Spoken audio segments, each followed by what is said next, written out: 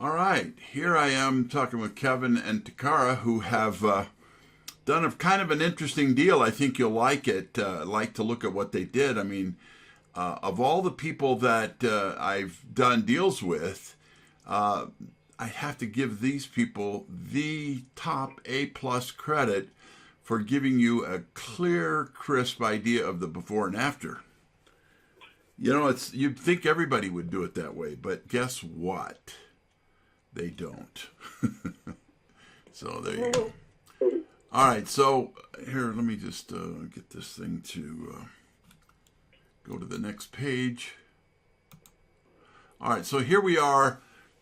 All I did was I put the proceeds authorization on here because I wanted to get a clear idea myself of exactly how this worked between you and your Emerald Real Estate Group LLC. You purchased this actually from Mad Management LLC. That's kind of a strange name, but there you go. So talk to me a little bit about that. I used to live in South Bend, by the way, so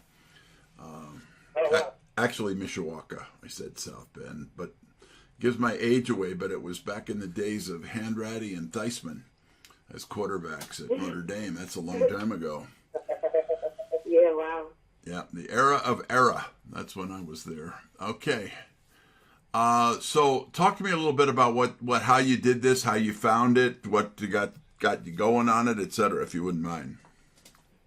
Kevin, you want to go? Can I get about 2 minutes before we start? I'm about home, and then it'll be a lot easier to talk. I won't be driving. Okay, then I can put this on. What I'll do is we'll just carry on and I'll just splice this part out. I'll cut this out. It's okay. Don't worry about that. So I can do it if you want to wait until you get here and then you can pick up. Yeah, that'd be cool. That'll be cool. So, how we found the home, when we first got started after, going to the 3-day meeting, we got out here and got on the ground looking for houses, and Kevin's nephew had actually seen the house listed and let us know about it. And so we went and checked the house out, and it was in real bad, terrible condition. And so Kevin got on the phone with the guy who owns Mad Management LLC and was selling the property. And the property was basically, something that was really driving him crazy, a big headache for him. He was an out-of-state owner. So knowing that and seeing the condition that the property was in, Kevin really talked with him and got us a great deal on the property. So we got a lease option, and the property, we were purchasing it for $19,900. Our first payment was not due until 90 days after we signed the contract on the property. The owner knew that we were going to go in and fix it up and flip it. So we got it started. We worked on it ourselves with some help from some family and friends. It took us about 8 weeks to do it. So by the time we got the by the time we got the flip done, we had not even made a payment on the property. We were done with the flip before, and the property had went onto the market. So we made our first payment. We ended up making, I think, 3 or 4 payments on it. It was $200 a month. And then the house sold. So we were able to pay off the rest of what we owed on the property, pay out our labor, and cash out. Well, that's pretty cool. What I'm going to do here is I'll show the first picture. This is a before picture of the front. And I wouldn't... Yeah, the house was really rough. It had holes in the drywall. Someone had left a dog in there for probably a month.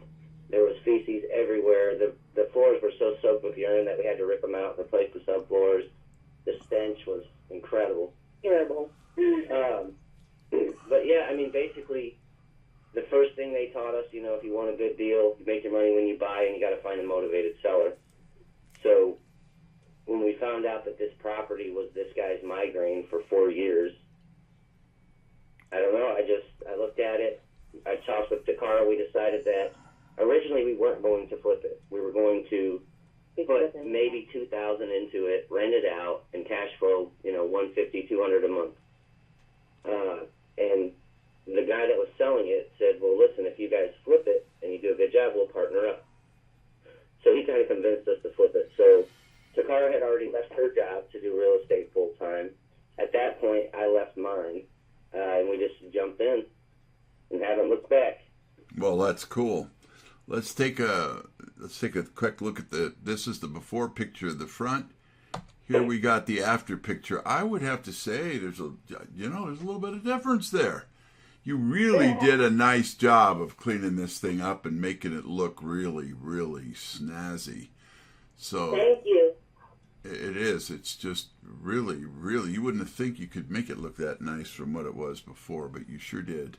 Now we'll go inside and take a look at outside to the back, I'm sorry. Has a deck, and we go out to the back and look at it, and it's same song, second verse, I guess, in the back as far as the level of roughness. And let's see what you did here. Yeah, in the backyard there was a 15-foot across circle in the ground where they had buried an above-ground pool. So we had to excavate the backyard. That kind of made it a little more difficult to sell because there was no grass, but it worked out. The grass grew in. We had to take the deck off the back because it was basically falling apart. I could see that, yeah. But again, it's really, it looks really clean. It's really very, very nice job that you did in the back. You leveled everything out. Another thing with the pool, it looks like you did a pretty good job of making sure everything was filled in. What can happen with a pool sometimes, if you take a pool out and then you put soft dirt in, well, then you got an opportunity for water to end up collecting itself and maybe even rolling its way towards the house, which is not good. Right. So what we did is we rented a mini excavator, and we cut in another parking spot next to the garage, and grading that in gave us the dirt we needed to fill the front of the yard, and then we back graded the whole thing so it would drain to the alley and it wouldn't puddle up in the yard, pool up in the yard. Good thinking. Really, really, really good. Awesome. But that we actually paid someone to do. A buddy of mine runs heavy equipment for about 30 years. So I think it cost me 2 cases of beer. 2 cases of beer. Wow. Yeah, I gave him 2 cases of beer, and I rented the unit for the weekend. He used it for us one day and one day for himself. Well, I hope you bought him some foreign gourmet beer of one kind or another. Yeah. Bud Light, he says. Yeah. All right. Well, let's look inside here. Obviously, as you had said, the place was kind of a mess inside. And so this is the porch in the front, what it looked like to start with. And then now it's, you even got a little swing on there. How cute. That's really nice. Nice porch. Yes, it was beautiful. It turned out awesome. Yeah, it sure did. And then we'll go to the inside. Oh my gosh. This was sure this wasn't a junkyard? No, I'm joking with you, but I mean, it was. He said, you sure this wasn't a junkyard? But yeah, so. It really paid off. You keep mentioning, like, what we did. It really paid off when we were listing the property, or when we listed the property, that we paid so much attention to detail. Every piece of trim, every crack was caulked before paint. Every nailhead was caulked before paint. There was an investor who's kind of becoming almost a friend, more of a business associate. Bird dogged a few houses to him. They were flipping a house directly across the street. Our house sold in 80 days. Market average there was 90. They were on the market for a year, ended up coming back off the market and renting the house out. And they spent a lot more on the renovation than we did. But they didn't pay attention to the small details. And their house was right across the street from ours. Okay, well, that's cool. And so I'll give him the second picture here of that same area. Wow. You got that opened up and really clean looking. Sending a picture with the mini kitchen for us? Yeah. Now what did you refinish? Was that wood refinished, or is that new that you've gotten in there? That looks like it's That's Are you talking about the flooring? yeah. Is that an engineered hardwood? that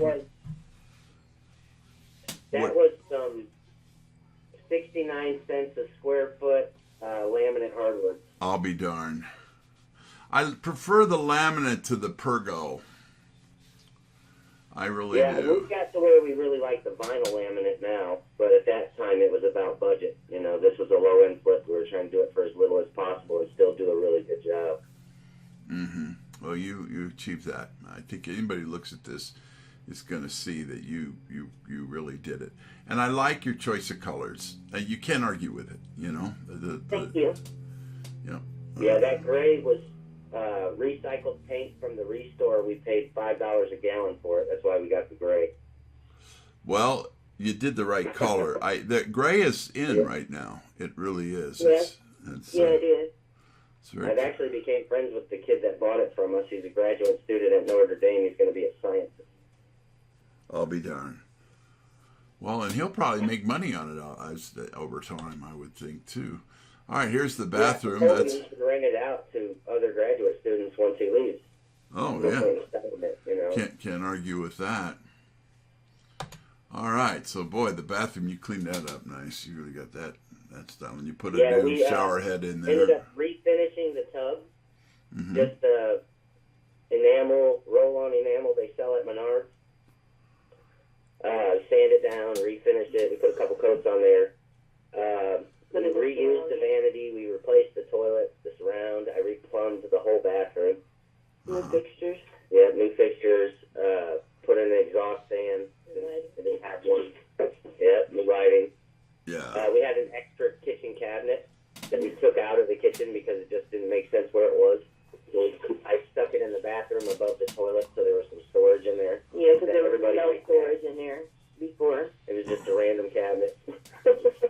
I'll be darned. Oh, that's awesome. This house, one of the main things, negatives about it, the bedrooms were so small you could barely fit a queen-size bed in. Is So that really, right? I mean, it was just the attention to detail and the overall look that sold it. Yeah. Yeah, and you haven't got the square feet in it. You're not going to have the square feet in it. You know what I mean? It just is what Right, it is.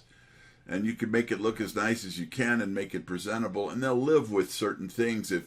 If you, I think what you said before is the real key, is the attention to detail. If they know they're getting something that looks like a new house in an old shell, that they get a feel for that, and they can learn to live with it. But now here was the old picture of the kitchen, the way it was. This is this is looking a lot like 1952 spit curls and bobby socks. That's what it looks like. So those cabinets are custom built For that kitchen. into the kitchen. They were literally built out of plywood on site. I mean, so they're original, they're custom. We decided to keep them. So we took all the fixtures in and had the fixtures sandblasted and refinished, or all the drawer pulls and door pulls. Uh-huh. So that came out awesome. And we sanded down all the cabinets, doors, and sides, and repainted them. We Wow. put a new laminate countertop in. We put vinyl up. First, we did linoleum in the kitchen, but it just looked really bad and cheap. So we went ahead and tore that out and put a vinyl laminate in the kitchen, and it turned out really nice. Yeah. Wow. It does. It looks really nice. It really does. Looks real nice. I think that's the last picture I have. I'm not sure. Hold on. Let me look here. Yeah, And then that was it. basically refurbished the original kitchen exhaust. It was like from the 50s or 60s. It's all stainless steel. The exhaust fan above the stove, it was real pretty. So instead of replacing it with a new one, I just kind of Sandblasted all the gook off of it, cleaned it up real good. and cleaned up the motor and put it back together and made it work. So now you sold this to a student, and it looked like you had some like a lease option in there or something. I couldn't quite understand. I didn't look that. I should have looked more So we carefully. bought the house on a lease option. Okay. and we sold it just on the market to a traditional mortgage. So it's gone, it's done, it's out of there, and you just put the money in your pocket. Yes, sir. And we put that money in, paid for our wedding. How cool is Sweet that? honeymoon. Yeah, and a really sweet honeymoon. How nice. That's awesome. Well, this will have Yeah, memories for you. that's improvement.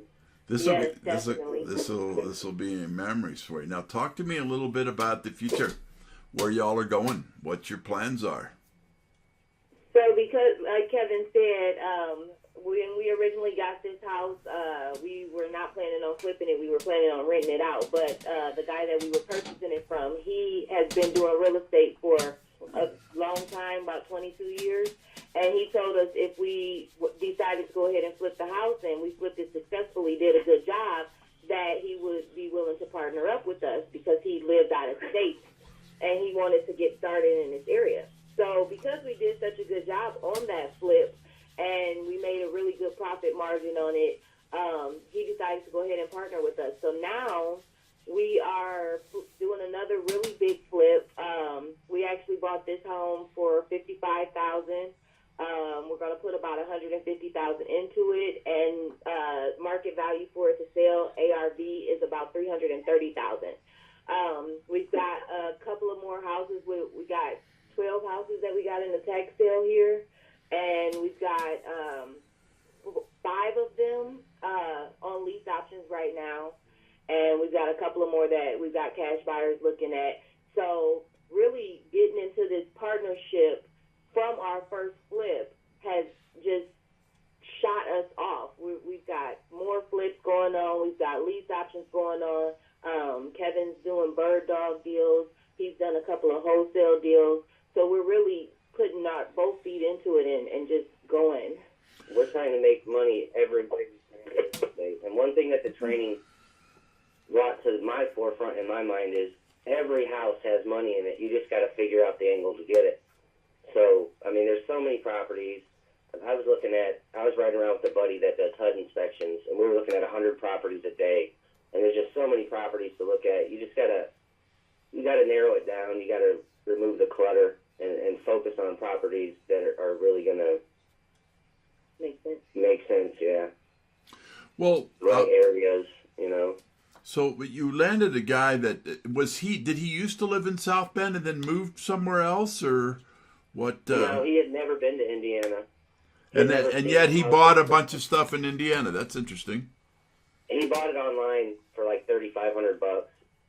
He had lease optioned it like 5 times before we got it from him, so he had already made his money back, 5 or 6 times. He really just wanted to dump the property, be done with it, and be out of Indiana. Well, he needed to dump it because you reach it. He was really close at the point where, it was going to be condemned. It needed to be fixed up. Close. It really needed what you did to it. So yeah, I think you done good on that. Wow. Well, yeah, like the tax houses, we ended up buying 12 houses for $46,000. We've got the 5 houses that are under lease option right now, total over $100,000, and we've still got 7 left. So, I mean, we're going to do pretty good off of those too. Well, that is cool. Well, hey, it's been awesome visiting with you on this, and I sure wish you well in the future. I will let you know. I'll be visiting with the committee on Tuesday, and I'll let you know if we're short anything that they need or anything like that. But basically, it looks good to me, and we'll have the video. You should be ready to rock and roll. Awesome. Will you please send us a copy of the finished video? Yeah, I will put it up on, I'll send you a link to it. I'll put it on YouTube. Okay, awesome. Yeah, I've seen some of your YouTube videos. I like those. Yeah, and I would suggest you think in terms of YouTube for your own marketing efforts because it's free, and then you can send links to people and they can see whatever you're trying to show them or, stuff like that. All right. That's a good idea. Yeah, that is cool. Well, Kevin, TaCarra, God bless you both. May the good Lord take a liking to you, and we'll look forward to seeing you in the future and get you some more deals going on here. Nothing wrong with that. Yeah, we'll be ready for another done a deal in about a month. I'm also going to put you in to be request that they consider you to be on the student advisory board. So I want to see if I can get you on that, because you really do have a handle on what you're doing, and I think you're worthy of that. All right. Well, God bless you. Take care. Thank you. Have a great day, Ted. You bet. Bye-bye. Stay warm. It's freezing here. I hear you. It's freezing here. See you later. Bye-bye.